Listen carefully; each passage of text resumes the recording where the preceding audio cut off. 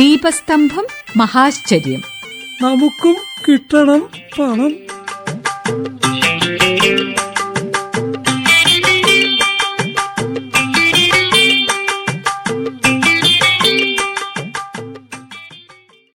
FM തിരുമേനിക്ക് ശീകയമായൊരു കൊല്ലായിരുന്നു 2024. ഡിസംബറിൽ കല്യാണങ്ങളുണ്ടായിരുന്നു. ചാൽ, പാലട, പരിപ്രഥമൻ, പഴപ്രഥമൻ, ബലേ നല്ലതൊക്കെ വാരി വലിച്ചു കഴിക്കുന്ന ശീലം FM തിരുമേനിക്കില്ല. തടി കൂടാതിരിക്കാനേ നടത്തം, യോഗ ഇത്യാദികളൊക്കെ പതിവുണ്ട്. ദൈവം തന്ന ജീവിതം നന്നായി കൊണ്ടു നടക്കുക എന്നുള്ള കാര്യമെങ്കിലും നമ്മൾ കൃത്യമായി ചെയ്യണ്ടേ.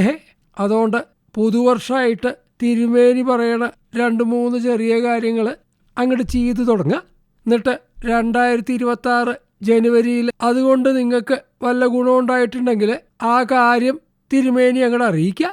ഓരോ കൊല്ലവും പുതുവർഷമാകുമ്പോൾ പുതിയ പുതിയ തീരുമാനങ്ങൾ എടുക്കണ്ടേ. എന്നാൽ എല്ലാ തീരുമാനങ്ങളും എടുക്കരുത്. അപ്പോൾ 2026 എടുക്കാൻ തീരുമാനങ്ങൾ ഉണ്ടാവില്ല. അതുകൊണ്ട് ചെറിയ ചെറിയ 3-4 കാര്യങ്ങൾ അങ്ങോട്ട് പറയാം. എടുക്കുന്നതാണ് തിരുമേനിയുടെ പ്രതീക്ഷ. മാറ്റം അതാർക്കാ ഇഷ്ടമില്ലാത്ത. അതുകൊണ്ട് തീരുമാനങ്ങൾ അങ്ങോട്ട് എടുക്കുക, നടപ്പാക്കുക. ആദ്യമായിട്ട് എല്ലാവരോടും പറയാനുള്ളത് 1/2 മണിക്കൂറെങ്കിലും ദിവസം സ്വന്തം ആരോഗ്യത്തിന് വേണ്ടി മാറ്റിവെക്കണം എന്നാണ്. അത് നടത്തോ, ഓട്ടോ, ചാട്ടോ, നീന്തലോ, യോഗാഭ്യാസോ എന്തും ആവാം.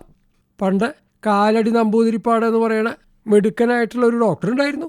ഒരാൾ കാലടി നമ്പൂതിരിപ്പാടിനോട് ചോദിച്ചു, അത്രേ, എനിക്ക് പൊണ്ണത്തടിയുണ്ട്, എങ്ങനെയാ ഡോക്ടറെ അത് കുറയ്ക്കുക? ഒരു 10 മിനിറ്റ് നടന്നു വന്നാൽ കുറയോ? ഇനി അതുമല്ലെങ്കിൽ തടി കുറയാൻ വല്ല എണ്ണയും തന്നാൽ തേച്ച് കുളിക്കാം. അപ്പോൾ അദ്ദേഹം മറുപടി പറഞ്ഞു, തലയിൽ ഞാൻ ഇവിടുന്ന് തരുന്ന ഒരെണ്ണുണ്ട്, അത് ഒരുഴക്ക അങ്ങോട്ട് പൊത്തുക, എന്നിട്ട് അത് വറ്റണ വരെ അങ്ങോട്ട് ഓടുക. ഇങ്ങനെ 5-6 മാസം തുടർച്ചയായിട്ട് അങ്ങോട്ട് ചെയ്താൽ തൻ്റെ ദുർമേധസ്സൊക്കെ പമ്പ കിടക്കുന്ന. അപ്പം മുടക്കം കൂടാണ്ട് അമാന്തൊന്നും കാണിക്കാണ്ട് തിരുമേനി പറയണ മാതിരി ദിവസം 1/2 മണിക്കൂർ സ്വന്തം ആരോഗ്യത്തിന് വേണ്ടി അങ്ങോട്ട് മാറ്റിവെക്കുക. ഇനി 2ാമത്തെ കാര്യം, കണ്ടതൊക്കെ വാരി വലിച്ച് തിന്നണ സ്വഭാവം അങ്ങോട്ട് നിർത്തുക. അങ്ങനെ ചെയ്താൽ തന്നെ തടി കുറയും. ശരീരത്തിന് ആവശ്യമുള്ളത് മാത്രം അകത്താക്കുക. ഇടയ്ക്ക് ഒരു ടെസ്റ്റൊക്കെ ചെയ്ത് ഷുഗറും പ്രഷറും ഒക്കെ അങ്ങോട്ട് നോക്കുക. എന്തെങ്കിലും കാര്യം ശരീരത്തിൽ അധികം ഉണ്ടെങ്കിൽ അതങ്ങോട്ട് കുറയ്ക്കുക. ചോറ്, കിഴങ്ങ് വർഗ്ഗങ്ങൾ ഇത്യാദികളിലൊക്കെ കാർബോഹൈഡ്രേറ്റ് അധികമുണ്ട്. ഇതൊന്നും കഴിച്ചിട്ട് ശരീരത്തിന് വലിയ കാര്യമൊന്നുമില്ല. അപ്പോൾ അത് വേണ്ട അളവിൽ മാത്രം കഴിക്കുക. ബാക്കിയുള്ള കാര്യങ്ങളൊക്കെ പഴം, പച്ചക്കറികൾ ഇത്യാദികൾ നല്ലോണം അങ്ങോട്ട് കഴിക്കുക. ധാരാളം വെള്ളം കുടിക്കുക. നമ്മുടെ നാട്ടിൽ വൃക്ക രോഗം ഉണ്ടാവാനുള്ള പ്രധാന കാരണം വെള്ളം കൂടി കുറഞ്ഞുകൊണ്ടാണ്. ലഹരി ഉണ്ടാക്കണ വെള്ളത്തിൻ്റെ കാര്യമല്ല പറയണത്, സാക്ഷാൽ കുടിവെള്ളം. അത് തിളപ്പിച്ചിട്ടോ തിളപ്പിക്കാണ്ടൊക്കെ ആവാം. അത്ര നല്ല വെള്ളം അല്ലെങ്കിൽ തിളപ്പിച്ച് കുടിക്കുകയായിരിക്കും നല്ലത്. അത് 10-12 ഗ്ലാസ് മടി കൂടാതെ അങ്ങോട്ട് കുടിക്കുക. രാവിലെ എണീച്ചാൽ ആദ്യം തന്നെ പല്ലേപ്പൊക്കെ കഴിഞ്ഞ് 2-3 ഗ്ലാസ് വെള്ളം അങ്ങോട്ട് കുടിക്കുക. ജപ്പാൻകാർ അങ്ങനെയൊക്കെ കുടിക്കണ ശീലമുള്ളവരാണത്രേ. അതുകൊണ്ട് അവർക്ക് സൂക്കടുകളൊക്കെ കുറവാന്നാണ് പറയണത്. ശരീരം വൃത്തിയാവാനും ശുദ്ധാവാനൊക്കെ വെള്ളം നല്ലതാ. ഭക്ഷണം കഴിക്കുമ്പോൾ വയറിൻ്റെ ഒരു ഭാഗം ധാന്യം, ഒരു ഭാഗം പച്ചക്കറിയും പഴവർഗ്ഗങ്ങളും, ഒരു ഭാഗം വെള്ളം, 4ാമത്തെ ഭാഗം ശൂന്യം. ഇങ്ങനെ വെച്ചാൽ ആരോഗ്യവാന്മാരായിട്ട് ജീവിക്കാം എന്നാണ് വിവരമുള്ളവർ പറയണത്. വയസ്സുകാലത്ത് കണ്ണും ചെവിയും കാണാണ്ട് നോക്കാനും വാളില്ലാണ്ട് അത്തോ പിത്തോ എന്നറിയാതെ കിടക്കണേക്കാളിലും ഭേദം നല്ല ആരോഗ്യത്തോടു കൂടി ജീവിക്കല്ലേ. അതുകൊണ്ട് 5ാമത്തെ ദോശ അകത്താക്കണതിന് മുമ്പ് FM തിരുമേനി പറയണത് മനസ്സിലങ്ങോട്ട് വയ്ക്കുക. ഫലം നിശ്ചം. ഇനിയൊരു കാര്യം പറയാനുള്ളത്, എല്ലാവരോടും ചിരിച്ചങ്ങോട്ട് സംസാരിക്കുക. തിരുമേനി ദീപസ്തംഭം തുടങ്ങിയത് തന്നെ നിങ്ങളുടെ ജീവിതത്തിലെ പിരിമുറുക്കം കുറയ്ക്കാനാ. നിങ്ങളുടെ മാത്രമല്ല തിരുമേനിയുടെയും. പിരിമുറുക്കം എന്ന് പറയണത് നിങ്ങളുടെ ആരോഗ്യം മാത്രമല്ല, എല്ലാവരുടെയും ആരോഗ്യം നശിപ്പിക്കും. കാറിൽ ഗ്ലാസ്സൊക്കെ കയറ്റി മറ്റുള്ള വാഹനത്തിലുള്ളവരെ നോക്കി തെറി വിളിക്കണ ആളിനെ തിരുമേനി കാണാറുണ്ട്. റോഡ് റേജ് എന്നാണ് ഇതിന് പേര്. അപ്പോൾ ഇനി മുതൽ റോഡ് റേജ്, ദേഷ്യം ഇത്യാദികളൊക്കെ അങ്ങോട്ട് നിയന്ത്രിക്കുക. പറ്റുകയാണെങ്കിൽ ഒരു ദിവസം കുറഞ്ഞത് 10-15 മിനിറ്റെങ്കിലും ചിരിക്കാനുള്ള വഴി ഉണ്ടാക്കുക. ഇതൊക്കെ ചെയ്താൽ മരുന്നിന് ചെലവാക്കണ പണം പോക്കറ്റിൽ തന്നെ കിടക്കും നിശ്ചം. പിന്നൊരു കാര്യം, മൊബൈലിൽ ചെലവാക്കണതിൻ്റെ 1/4 സമയം കുടുംബത്തിൻ്റെ കൂടെ വർത്താനം പറയാൻ അങ്ങോട്ട് ചെലവാക്കുക. ഇനി അവസാനമായിട്ട് ഒരു ചെറിയ കാര്യം കൂടി, മാലിന്യം വലിച്ചെറിയാതിരിക്കുക. അത് അവനവൻ്റെ പറമ്പിലേക്കായാലും അന്യൻ്റെ പറമ്പിലേക്കായാലും പൊതുസ്ഥലത്തേക്കായാലും. ഇങ്ങനെ വലിച്ചെറിഞ്ഞവർക്ക് 5000 റുപ്യ പിഴ ഉണ്ടാവും എന്നുള്ളതുകൊണ്ടൊന്നുമല്ല പറയണത്. ഇതൊക്കെ ശേഖരിക്കാൻ ഹരിതകർമ്മസേനക്കാരുണ്ടല്ലോ, അവർക്ക് ഒരു വരുമാനമായി. നമ്മുടെ നാടിൻ്റെ ചീത്തപ്പേര് തന്നെ അങ്ങോട്ട് മാറും. ഒരു മാലിന്യമില്ലാത്ത മൂക്ക് പൊത്താതെ നടക്കാൻ പറ്റുന്ന റോഡൊക്കെ ഉള്ള സ്ഥലത്തേക്ക് ഇയാള് ടൂറിസ്റ്റുകളായിട്ട് വരുന്നുള്ള കാര്യത്തിൽ യാതൊരു സംശയമില്ല. അതുകൊണ്ട് FM തിരുമേനിയോട് എന്തെങ്കിലും ഇഷ്ടമുള്ളവരെ നടയെ പറഞ്ഞ കാര്യങ്ങൾ ചെയ്യാൻ അങ്ങോട്ട് തുടങ്ങുക. അപ്പോൾ എല്ലാവർക്കും അധികമായിട്ടുള്ള ഒരു പുതുവർഷം ഉണ്ടാവട്ടെ എന്ന് ആശംസിക്കുന്നു.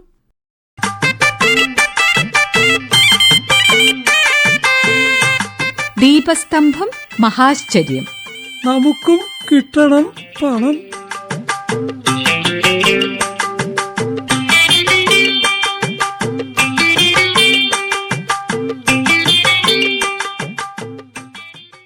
ഇന്ത്യയിലെ മാത്രമല്ല ഏഷ്യയിലെ തന്നെ ഏറ്റവും ദുരിതം നിറഞ്ഞ ഗതാഗതക്കുരുക്കുള്ള നഗരം ഏതാന്ന് നിങ്ങൾക്ക് വല്ല രൂപമുണ്ടോ? സാക്ഷാൽ Bengaluru. Tom traffic index survey ആണത്രേ ഇത് കണ്ടെത്തിയത്. 10 കിലോമീറ്റർ പിന്നിടാൻ സാധാരണ വാഹനങ്ങൾ 28 മിനിറ്റും 10 സെക്കൻഡും ആണത്രേ റോഡിൽ ചെലവാക്കണത്. എന്നാൽ 55 രാജ്യങ്ങളിൽ പോയി 387 നഗരങ്ങളിൽ പഠനം നടത്തിയിട്ടാണ് ഇന്ത്യയുടെ തന്നെ IT ഹബ്ബായിട്ടുള്ള ബംഗളൂരുവിൻ്റെ ശരിയായിട്ടുള്ള ചിത്രം സർവേ പുറത്തുവിട്ടത്. എന്നാൽ തൊട്ടു പിന്നിലുള്ള പണ്ട് പൂന എന്ന് പറയണ പുണെ നഗരത്തിൽ 27 മിനിറ്റും 50 സെക്കൻഡും വേണം. ആഗോളതലത്തിൽ ഒന്നാമൻ ആരാന്ന് വല്ല രൂപമുണ്ടോ? സാക്ഷാൽ ലണ്ടൻ. അവിടെ 10 കിലോമീറ്റർ താണ്ടാൻ 37 മിനിറ്റും 20 സെക്കൻഡും വേണത്രേ. അപ്പോൾ ബംഗളൂരു നഗരത്തിൽ ജീവിക്കണവർക്ക് ഇനി ബസ്സിനും കാറിനൊന്നും പണം ചെലവാക്കണ്ട. സാക്ഷാൽ കാല് നടന്നാൽ മാത്രം മതി, ആരോഗ്യമൊന്നും ഒന്നാവും, പോക്കറ്റിലെ പണം ഒട്ടും ചെലവാവൂല.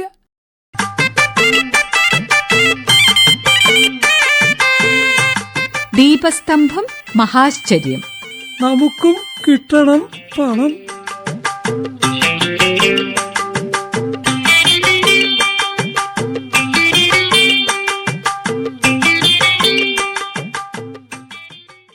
ഒരു സാധാരണ കർഷകനായ തച്ചൻകുന്ന് എകരത്ത് നാരായണനെ ആണ് പരിചയപ്പെടാം. കണക്കിനെക്കുറിച്ച് യാതൊന്നും അറിയാത്ത 5ാം ക്ലാസ് വരെ മാത്രം പഠിക്കാൻ പറ്റിയ ഒരു സാധു കർഷകൻ.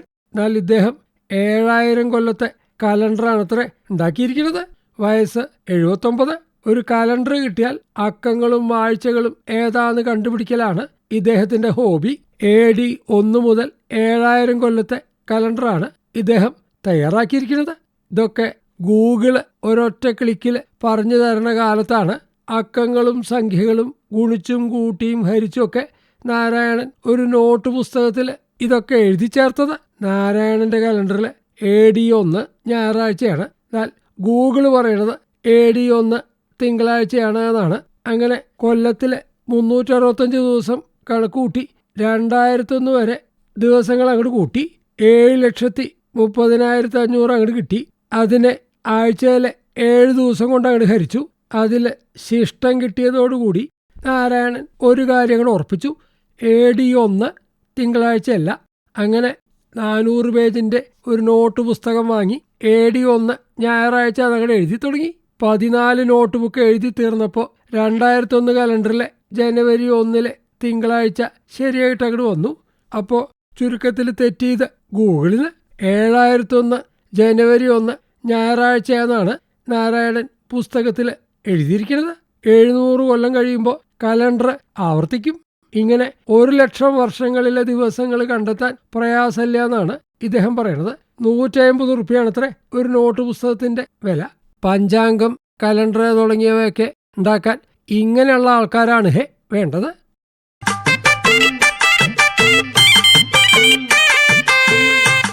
ദീപസ്തംഭം മഹാശ്ചര്യം. നമുക്കും കിട്ടണം പണം.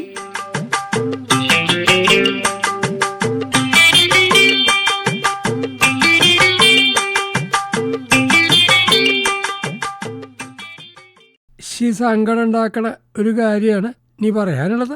പോക്സോ കേസിൽ ഗവൺമെന്റിന്റെ നിയന്ത്രണത്തിലുള്ള അഭയകേന്ദ്രത്തിൽ കഴിയണ ആളുകളുടെ കാര്യം ബുദ്ധിമുട്ടിലാണത്രേ. മുമ്പ് ആഴ്ചയിൽ 5 ദിവസം ഇറച്ചിയും മീനും മുട്ടയൊക്കെ കിട്ടിയിരുന്ന അവര് ഇപ്പൊ പട്ടിണിയിലാണെന്നാണ് പറയണത്. വയറു നിറച്ച് ചോറും കൂടിയും കിട്ടാത്ത അവസ്ഥ. താമസ സ്ഥലത്തുള്ള പറമ്പിലെ ചേനയും വാഴക്കൊലയും കിഴങ്ങൊക്കെ തിന്നിട്ടാണത്രേ ഇവര് വിശപ്പടക്കണത്. എന്നാൽ വീടുകളിലേക്ക് പോവാനും പറ്റില്ല. സർക്കാരിന്റെ നിർഭയ പദ്ധതി പ്രകാരം വനിതാ ശിശുക്ഷേമ വകുപ്പ് പുനരധിവസിപ്പിച്ച 2500ഓളം വരണ പെൺകുട്ടികളുടെ കാര്യമേ പറയണത്. 4 മാസമായിട്ട് ഭക്ഷണത്തിനും പഠനത്തിനും മരുന്നിനുമുള്ള അലവൻസ് ഇവർക്ക് കിട്ടുന്നില്ല. 2500 റുപ്യാണത്രേ മാസം ഇവർക്ക് കിട്ടിയിരുന്നത്.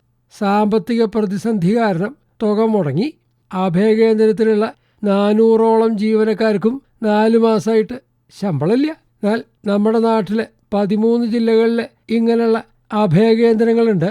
ഓരോടത്തും ഏതാണ്ട് 200 പേര്. 18 വയസ്സിൽ താഴെയുള്ളവരെയാണ് ഇങ്ങനെയുള്ള സ്ഥലത്ത് സംരക്ഷിക്കുന്നത്. മാനസികാരോഗ്യ പ്രശ്നമുള്ള പെൺകുട്ടികൾക്ക് മെന്റൽ ഹെൽത്ത് കേന്ദ്രങ്ങളുമുണ്ട്. എന്നാൽ കൃത്യമായിട്ടുള്ള ചികിത്സയും മുടങ്ങാതെ മരുന്നും ഇവർക്ക് കൊടുക്കണം. അലവൻസ് ഇല്ലാതായതോടുകൂടി ചികിത്സയും മരുന്നൊക്കെ മുടങ്ങി. സന്നദ്ധ സംഘടനകൾ ആദ്യം പണം പിരിച്ചിട്ടാണ് ഇങ്ങനെയുള്ള അഭയകേന്ദ്രങ്ങൾ നടത്തുന്നത്. പിന്നീട് ഗവൺമെന്റ് പണം അനുവദിക്കുമ്പോൾ ഇങ്ങനെയുള്ളവർക്ക് തിരിച്ചു കൊടുക്കുകയാണത്രേ പതിവ്. എന്നാൽ 4 മാസമായിട്ട് ഗവൺമെന്റ് പണം അനുവദിക്കാത്തതുകൊണ്ടാണ് ഇങ്ങനെ ഒരു പ്രതിസന്ധി. എന്താവശ്യം ആരെന്നെ പറഞ്ഞാലും പണമില്ല എന്നുള്ള ഒരൊറ്റ പല്ലവി പാടിയിട്ട് എന്താ കാര്യം? പണം ഉണ്ടാക്കാനുള്ള വഴി നോക്കാനും അത് സമയാസമയങ്ങളിൽ പിരിക്കാനൊക്കെ അല്ലേ ഇവിടെ പഠിപ്പും വിവരമുള്ള ഉദ്യോഗസ്ഥന്മാരെ നിയമിച്ചിരിക്കുന്നത്. ധൂർത്ത് കുറച്ച് പണം പിരിച്ചെടുക്കാനുള്ള വഴികൾ നോക്കാണ്ട് പരാതി പറഞ്ഞിട്ട് യാതൊരു കാര്യമില്ല എന്നാണ് FM തിരുമേനിക്ക് പറയാനുള്ളത്.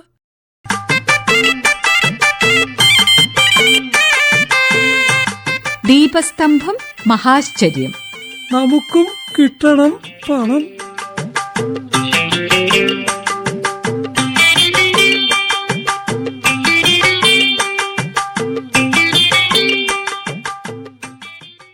കുത്തിവെപ്പ് എന്ന് കേട്ടാൽ പേടിയുള്ള ആളുണ്ട് നമ്മുടെ നാട്ടിൽ. എന്നാൽ സൂചി ഇല്ലാണ്ട് കുത്തിവെപ്പ് നടത്തുന്ന ഒരു സംവിധാനം ബോംബെ IIT കണ്ടുപിടിച്ചിരിക്കുന്നു. ഷോക്ക് സിറിഞ്ച് എന്നാണ് അത്രേ ഇതിന് പേര്. ഇത് തൊലിക്ക് നാശം വരുത്തുകയോ അണുബാധ ഉണ്ടാക്കുകയൊന്നുമില്ല. എയറോസ്പേസ് എഞ്ചിനീയറിംഗ് അടിസ്ഥാനപ്പെടുത്തിയിട്ടാണത്രേ ഇത് വികസിപ്പിച്ചത്. ശബ്ദത്തേക്കാൾ വേഗത്തിൽ സഞ്ചരിക്കാൻ കഴിയണ ഊർജ സമ്മർദ്ദ തരംഗങ്ങളെന്ന് പറയണ ഷോക്ക് വേവ്സ് കൂടെയാണത്രേ സിറിഞ്ചിലുള്ള മരുന്ന് ശരീരത്തിൽ പ്രവേശിക്കുക. ചെറിയൊരു മുറിവുണ്ടാവും. തലമുടിയുടെ വീതിയോളം മാത്രം വലിപ്പമുള്ളത്.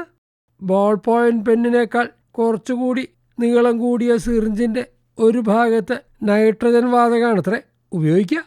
എലികളിൽ നടത്തിയ പരീക്ഷണം വിജയമായി. അപ്പോൾ അധികം വഴുകാണ്ട് മനുഷ്യന്മാർക്കും ഇങ്ങനെയുള്ള കുത്തിവെപ്പ് എടുക്കാം. പണ്ട് ചില അമ്മമാർ മക്കളെ ഇഞ്ചക്ഷൻ വെക്കുന്നു പറഞ്ഞ് പേടിപ്പിക്കാറുണ്ടായിരുന്നല്ലോ. കുറച്ചു കാലം കഴിഞ്ഞാൽ ഇതൊന്നുമില്ലാണ്ടാവും. അപ്പോൾ എന്ത് പറഞ്ഞിട്ടാ പേടിപ്പിക്കുക? കണ്ട് മടുത്തോണ്ട് യക്ഷീനിയും പ്രേതത്തിനൊന്നും ഇപ്പോഴുള്ള തലമുറയ്ക്ക് യാതൊരു പേടിയില്ല.